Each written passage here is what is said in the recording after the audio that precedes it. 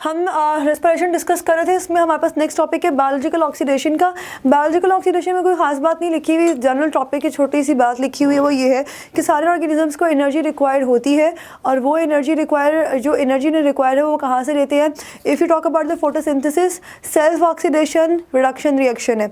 If you talk about the chemosynthetic processes in bacteria, self oxidation reduction reactions है। तो वहाँ पर उनको चूँकि उनकी खुद ही बीच में रिडक्शन हो रही है, साथ साथ खुद ही ऑक्सीडेशन हो रही है, दैट मीन्स एनर्जी यूज़ भी हो रही है, एनर्जी रिलीज भी हो रही है।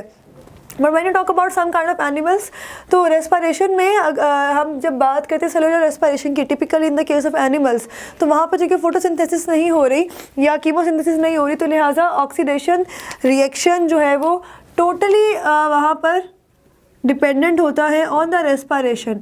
ऑक्सीडेशन के लिए सेलुलर रेस्पिरेशन जो है, फिर हम कहते हैं कि cellular respiration is total oxidation reaction.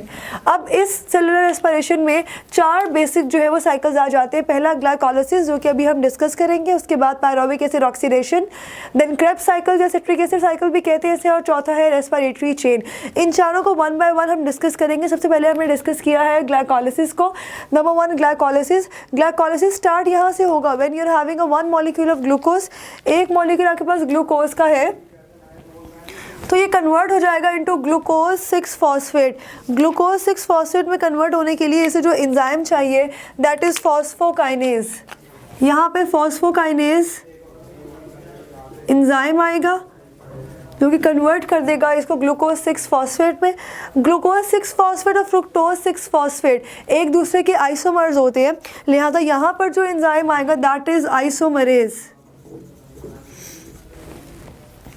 Fructose 6 phosphate से एक और, क्योंकि इसमें एक फॉस्फेट ग्रुप है, यहाँ पर 2 फॉस्फेट ग्रुप चाहिए हैं, फ्रुक्टोज 1,6 बिस फॉस्फेट, लिहाजा ATP आएगा और ATP अपना फॉस्फेट ग्रुप इसको देके खुद ADP बन के चला जाएगा। तो ये जो कंपाउंड है it will be converted into diphosphate या बायफॉस्फेट कंपाउंड में कन्वर्ट हो जाएगा। ये बायफॉस्फेट कंपाउंड आगे 2 अपने जो है वो कंपोनेंट्स में कन्वर्ट होता है जो कि इंटर कन्वर्टेबल है, एक दूसरे में इंटर कन्वर्टेबल होते हैं। First is the dihydroxyacetone phosphate (DAP).